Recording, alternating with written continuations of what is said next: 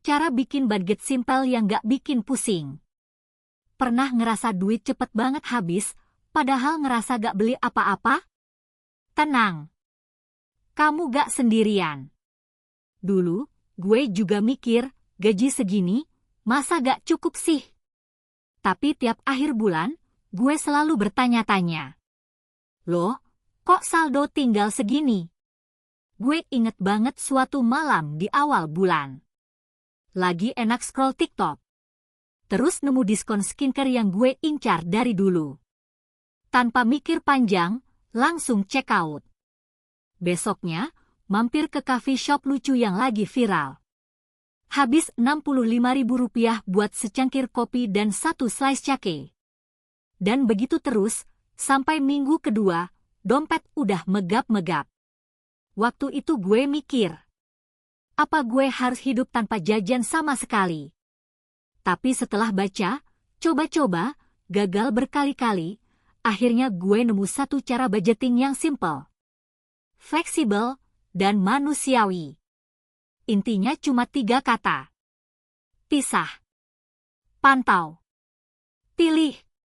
Metode ini gue namain budget 3P, dan ini yang berhasil bikin hidup gue gak pusing lagi tiap akhir bulan. Nih, gue bocorin caranya. 1. Pisah uang sejak awal. Begitu gajian masuk, langsung pisahin. 50% buat kebutuhan utama, makan, transport, sewa. 30% buat keinginan, nongkrong, hobi, self-reward. 20% buat masa depan, tabungan, investasi, dana darurat. Tips: pakai dompet digital atau rekening berbeda. Jadi uang gak nyampur dan gak bikin kalap. 2. Pantau pengeluaran harian, tapi gak ribet. Gak usah ribet bikin spreadsheet. Cukup pakai aplikasi catatan atau budgeting app gratis di HP. Tulisin aja setiap kali kamu keluarin duit, meskipun cuma Rp5.000. Awalnya males, tapi lama-lama jadi sadar. Oh, ternyata jajan boba tiap sore tuh bisa nguras Rp300.000 sebulan. 3. Pilih prioritasmu sendiri. Budget itu bukan soal pelit, tapi soal memilih. Kalau kamu lebih bahagia jajan kopi seminggu 2x daripada langganan Netflix, ya udah, alokasikan dan nikmati. Karena kalau kamu terlalu menekan diri, ujung-ujungnya pasti balas dendam dan itu lebih boros.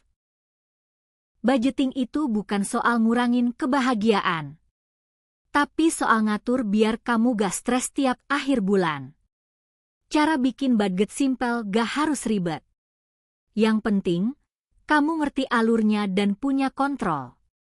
Dan yang paling penting, uang itu alat bantu hidup, bukan sumber stres. Giliran kamu. Gimana pengalaman kamu selama ini soal budgeting?